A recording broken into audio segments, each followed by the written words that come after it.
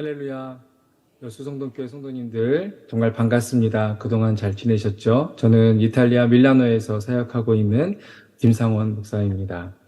오늘 저는 여러분들과 함께 리옹의 가난한 자들이라고 하는 제목으로 여러분들과 하나님의 말씀을 나누고자 합니다.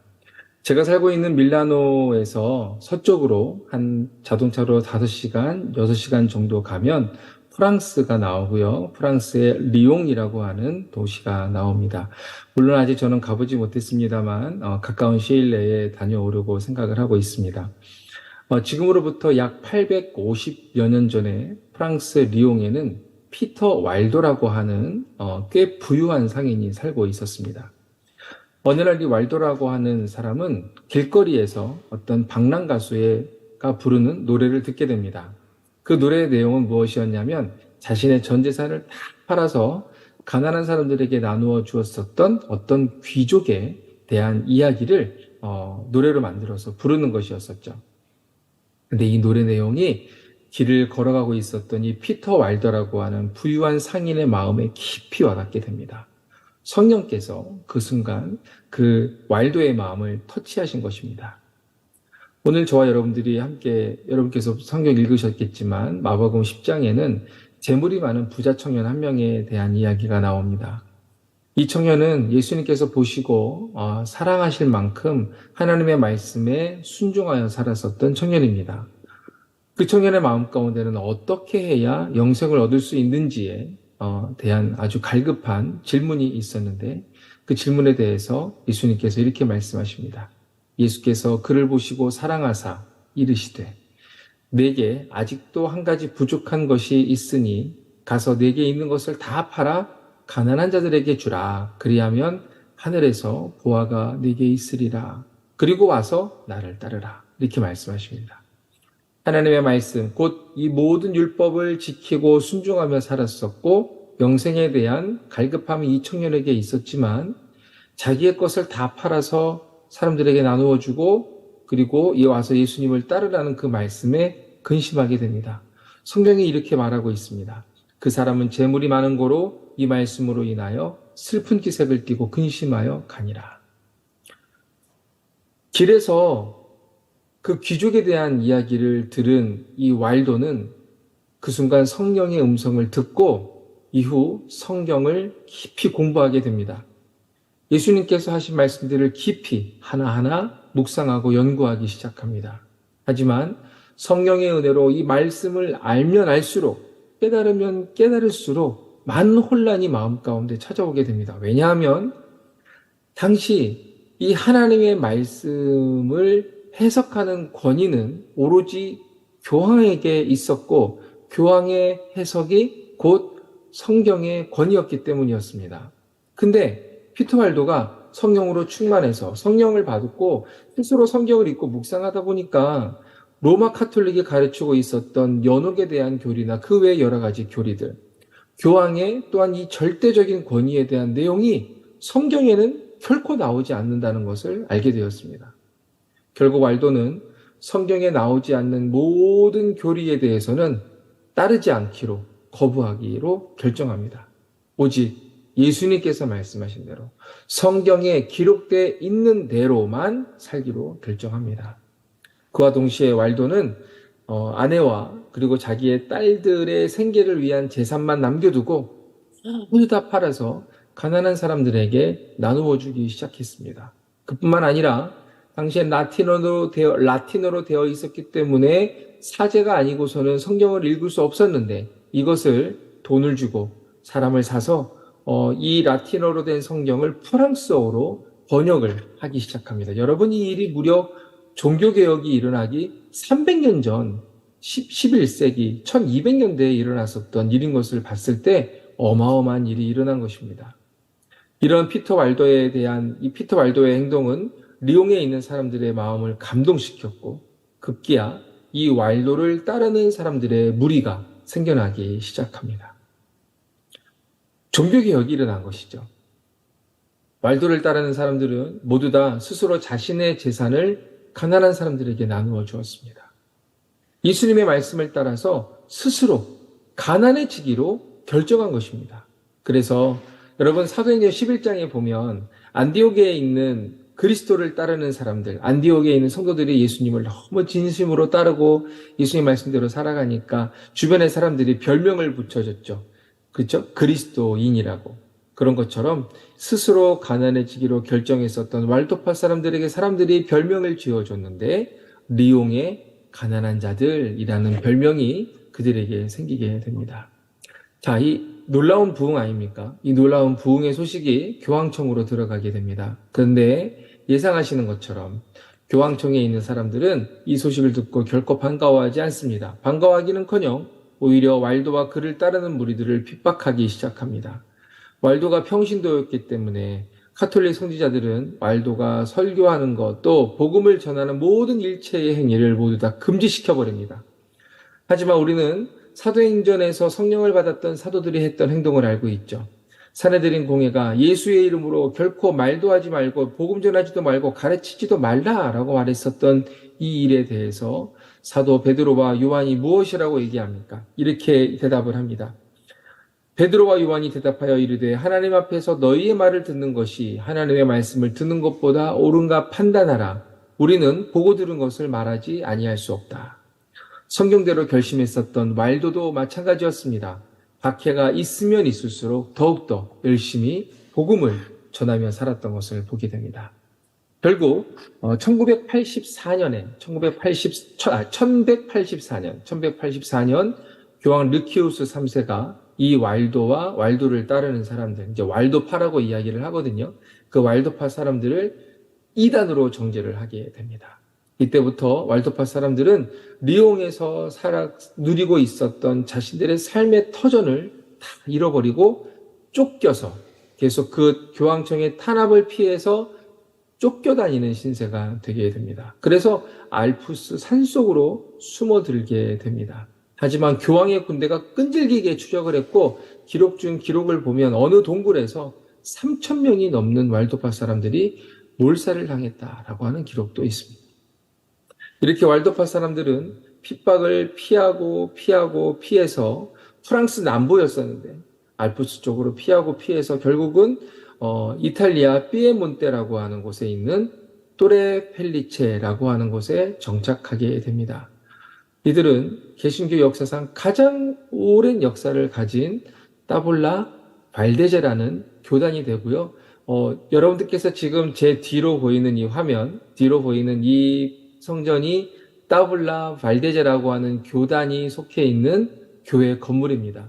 이 교회는 140년 된 건물이고요. 우리 이탈리아의 문화재청에 또 등록되어 있는 따블라 발데제의 유적 건물이기도 합니다. 그래서 여러분 여기는 에어컨도 설지 못하고요. 아무것도 손을 댈 수가 없습니다.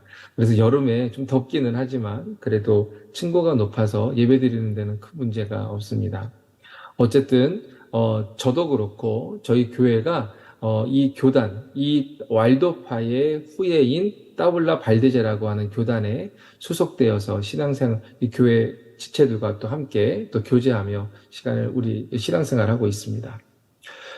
소개해드린 이 왈도파, 참 대단한 삶을 살았습니다. 정말 복음에 탁 붙들린 삶을 살았습니다. 이들의 삶을 세 가지로 요약을 제가 좀 해봤습니다. 첫 번째는 뭐냐면 마가복음 10장에 나오는 예수님의 말씀처럼 스스로 이들은 가난해짐으로써 재물과 세상 탐욕을 멀리했습니다.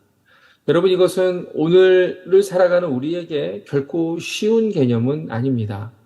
돈이 있어야 기본적인 생활을 영위할 수 있고 돈이 있어야 하고 싶은 일을 하며 살 수 있는 이 자본주의 사회 속에서 어떻게 전 재산을 가난한 사람들에게 다 나누어주는 삶을 살 수 있냐라고 우리가 반문할 수 있겠죠. 하지만 오히려 이렇게 한번 생각해 보시면 어떻겠습니까? 우리는 정말로 하나님만 의지하고 살아가고 있는가?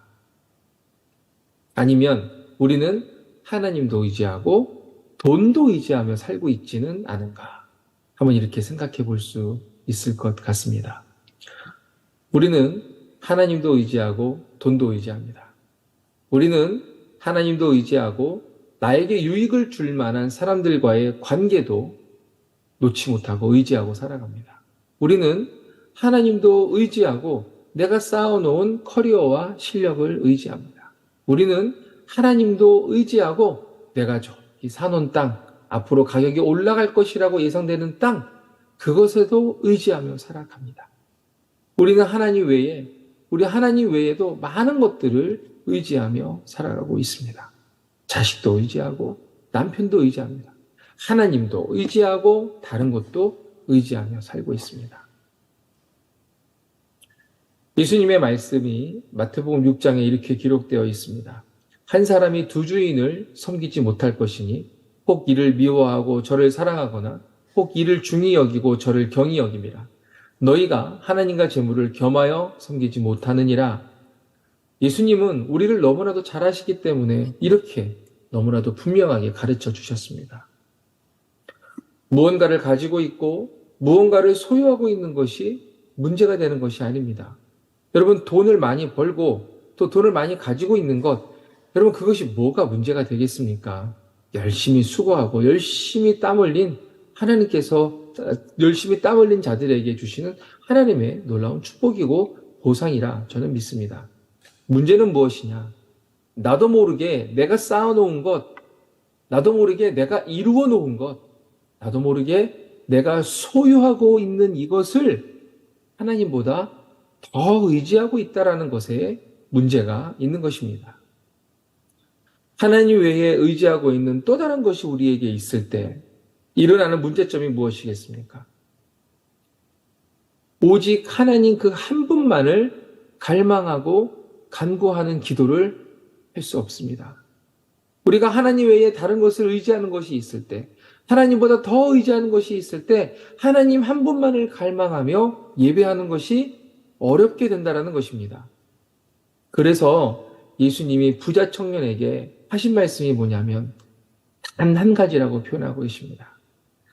단 한 가지 부족한 것이 있으니, 단 한 가지 부족한 것이 있으니 바로 내가 가지고 있는 재물을 다 팔아서 가난한 사람들에게 나누어 주고 돌아와서 너는 나를 따르라. 이것이 예수님의 말씀이었습니다. 하나님께서 여러분들에게 주신 것을 일부러 다 버리라는 것이 아닙니다. 땀 흘려 수고한 것을 먹고 그것을 통해서 하나님의 은혜와 사랑을 누리도록 하신 것은 하나님이 정하신 법칙입니다. 하나님이 정하신 원칙이에요. 다만 그렇게 해서 내가 가지게 된 것, 그렇게 해서 내가 소유하게 된 것, 그렇게 해서 내가 쌓아놓게 된 것을 나의 것이라 여기지 말라는 것입니다. 내 마음대로 사용해도 되는 것으로 여기지 말라는 것이죠. 하나님을 의지해야 할 나의 마음, 그 나의 마음을 내가 모아놓고 쌓아놓은 것에 쏟지 말라는 것입니다. 만약 여러분에게 하나님처럼 의지하는 것이 있으십니까? 아니, 하나님보다 더 의지하는 것 혹시 있으십니까? 그렇다면 다 끊어버리십시오. 이것이 오늘 예수님께서 우리에게 주시는 말씀입니다. 자, 두 번째로 왈도파의 특징은 무엇이냐면 성경이 아닌 것은 강하게 배척하고 과감하게 버려버렸습니다. 왈도가 은혜를 받은 뒤로 성경을 공부하기 시작했다 말씀드렸죠. 왈도가 성경을 차근차근 읽어가면서 연구해 보니까 자신이 지금까지 로마 카톨릭을 통해서 사제들을 통해서 귀로 듣고 배웠던 것은 너무나도 다르다는 것을 깨닫게 됩니다. 당시의 카톨릭은 종교개혁이 300년 후에 일어나기는 하지만 여전히 그때 당시 1200년대의 카톨릭도 굉장히 부패해 있었습니다. 하나님의 말씀과 사랑의 실천보다는 교회의 조직, 이 조직을 더 중요하게 생각했습니다. 마치 유대인들이 말씀과 사랑의 실천보다는 율법을 어기냐 어기지 않느냐, 여기 율법을 지키는데 더 급급하고 자신들이 만들었던 장로들의 전통을 더 중요하게 생각했던 것과 똑같습니다. 왈도는 이렇게 성경에 기록되지 않은 교리와 관습 같은 것을 철저히 부정했습니다. 자, 그러니까 기득권 세력이었었던 이 카톨릭이 봤을 때 결코 이들을 좋아할 리가 없었습니다. 왈도는 철저하게 하나님 앞에서 말씀대로 살기로 최선을 다했고 또 왈도를 따르던 사람들, 왈도파들도 같은 마음으로 신앙생활을 했습니다. 세 번째로 왈도파 사람들은요, 2인 1조로 다니며 복음을 전했습니다. 2인 1조로 계속 걸어다니며 복음을 전하기 위해서는 많은 것을 짊어지고 다닐 수가 없었습니다. 2인 1조니까요. 그렇죠? 2인 1조가 한 사람보다는 낫겠죠. 의지할 수 있는 사람이 있으니까. 그렇다고 해서 2인 1조를 결코 강한 조직이라고 말할 수 없습니다. 2인 1조는 누구 한 사람이라도 다치기라도 하면, 또 누구 한 사람이라도 아프기라도 한다면 당장 그 가던 길을 멈출 수밖에 없었던 연약한 조직이었습니다. 하지만 왈도파는 그 약한 조직으로 움직이며 복음을 전했습니다. 그 조직은 약했을지 모르겠지만 그들 안에 역사하시는 하나님은 너무나도 강하시고 전능하신 분이었고, 그들의 입으로 전해지는 복음, 그들의 마음 가운데 불타오르고 있는 이 복음은 세상의 그 어떤 학문보다도, 어떤 지식보다도 우월했습니다. 그렇기 때문에 그들은 교황의 군대가 감시하고 추적하는 이 상황 속에서도 쉬지 않고 복음을 전할 수 있었습니다. 여러분, 지난 주일은 성령 강림 주일이었습니다. 여러분들도 성령 강림 주일로 보내셨으리라 생각이 됩니다. 이 성령 강림 주일을 우리가 성령 강림 주간 가운데 우리가 왈도파에 대해서 한번 여러분 잘 진지하게 한번 생각해 보셨으면, 제가 나누어 드린 이야기를 가지고 생각해 보셨으면 좋겠습니다. 삶에 대한 걱정 하나도 없이 살았었던 부유한 상인이었었던 왈도. 어느 날 길을 가다가 알지도 못하는 광랑 시인의 노래를 듣고 그의 삶이 송두리째 바뀌었던 그 성령의 역사. 여러분, 그것이 저와 여러분들에게 그 놀라운 성령의 역사가 일어나기를 간절히 바랍니다. 여러분, 성령 충만한 사람들에게 나타나는 모습이 있죠. 여러분들은 어떤 모습을 혹시 기억하고 계시는지 모르겠습니다. 막 방언하고, 그쵸, 막 은사 받고, 막 이런 것들도 생각이 나시겠죠. 성령 충만한 모습은 성령 충만한 사람들에게는 어떤 모습이 나타나는지를 이 왈도의 모습과 왈도파의 삶을 가지고 제가 나눠드렸었던 그 모습을 가지고 다시 한번 설명을 드리고자 합니다. 성령 충만한 사람은요, 성령의 인도하심에 온전하게 순종하며 살아가게 됩니다. 여러분, 사도 바울이 성령 충만했었죠. 그렇죠? 예수님을 만난 이후에 그는 죽을 때까지 성령 충만하게 살아갔던 것 같습니다. 사도행전의 말씀을 보면 그렇습니다. 그때 사도 바울이 이런 고백을 합니다. 사도행전 20장에서 오직 성령이 각성해서 내게 증언하여 결박과 환난이 나를 기다린다 하시니 내가 달려갈 길과 주 예수께 받은 사명 곧 하나님의 은혜의 복음을 증언하는 일을 마치려 하면은 나의 생명조차 조금도 귀한 것으로 여기지 아니하노라. 어려움이 보이고 환난이 보여도 심지어 그것이 죽음이라 할지라도 성령의 인도에 순종하며 사명을 따라 나아가는 모습, 이것이 바로 성령 충만한 사람에게 나타나는 모습입니다. 왈도파가 그랬습니다. 핍박이 있었고 교황청에 핍박이 있었고 박해가 있었지만 그럼에도 자신들이 성경 말씀을 통해서 읽고 또 성령의 터치하심으로 깨닫게 된 것을 부인할 수 없었기 때문에 성령의 인도하심에 순종하여 살아갔습니다. 성령 충만한 사람은 성령의 인도에 순종하는 사람입니다. 두 번째로 성령 충만한 사람은요, 자기가 가지고 있는 것을 의지하지 않습니다. 바울이 자기가 가지고 있었던 것이 참 많았었죠. 로마의 시민권자였었고 유대인 중에 유대인이요 히브리인 중에 히브리인이라. 왜요? 이스라엘 백성들의 첫 번째 왕이었었던 사울 왕이 속했었던 지파가 베냐민 지파였었는데 사도 바울 역시 베냐민 지파였습니다. 가말리엘의 문화생이었습니다. 당시 최고 석학의 제자였습니다. 근데 이 모든 것들을 어떻게 합니까? 배설물로, 똥으로 여겼습니다. 우리 주 예수 그리스도를 아는 지식이 고상함으로 인하여 내가 모든 것을 배설물로 여기노라. 성령 강림 후에 제자들에게 나타났던 모습, 성령께서 세우신 이 초대교회의 모습도 똑같은 모습이었습니다. 사람들이 자기의 것을 다 팔아서 제자들 앞에 가져다 놓았고 또 제자들은 그것을 성도들의 필요를 따라 나누어 줬습니다. 여러분, 이러한 태도와 행동은요, 내가 가지고 있는 것이 내 것이라 여기면 할 수 있는 일이 아닙니다.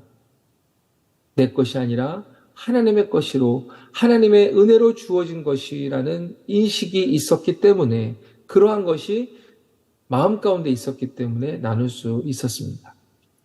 결국 모두 다 하나님께 속한 하나님의 것이라는 것을 아는 사람들의 태도는 무엇입니까? 성령 충만한 사람들의 태도는 무엇입니까? 내가 가지고 있는 것을 의지하지 않게 된다라는 것입니다.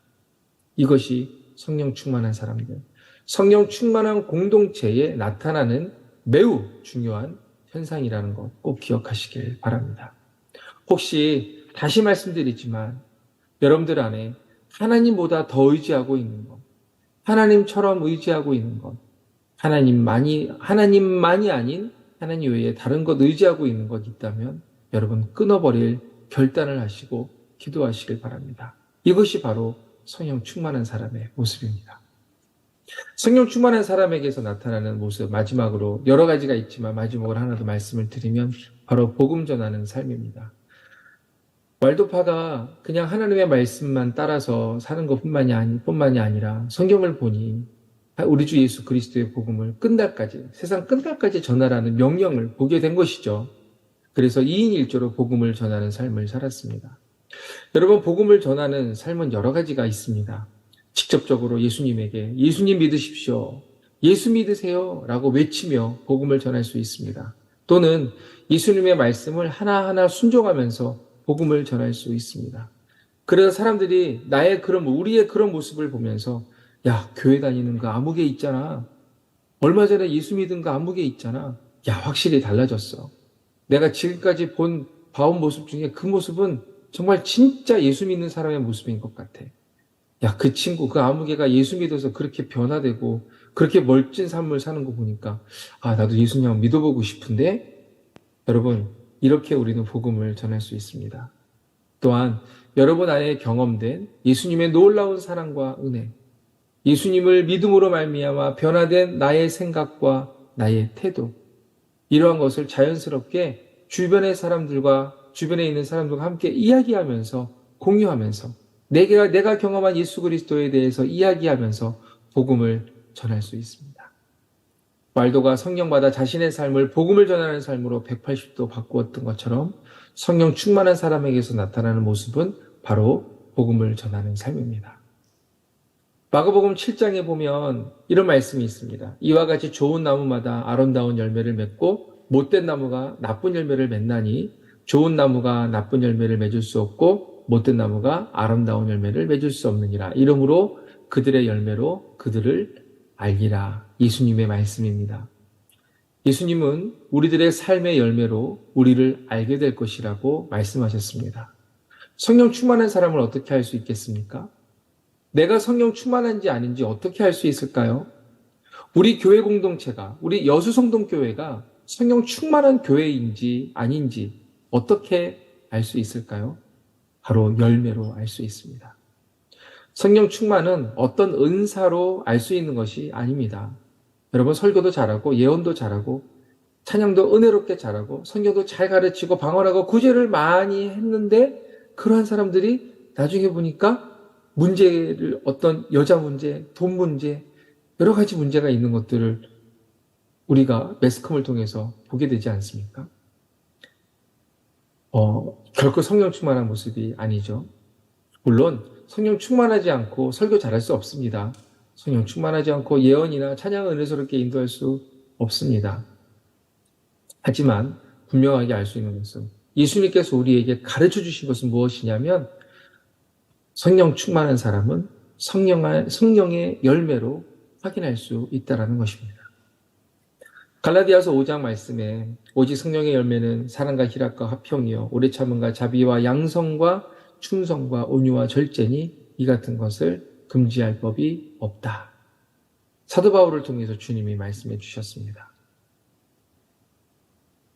성령께서 우리 가운데 나의 삶에 임하셔서 우리 공동체에 임하셔서 성령의 열매를 풍성히 맺어 가시기를 여러분 주님 앞에 간절히 기도하시는 여러분들 되시기를 바랍니다.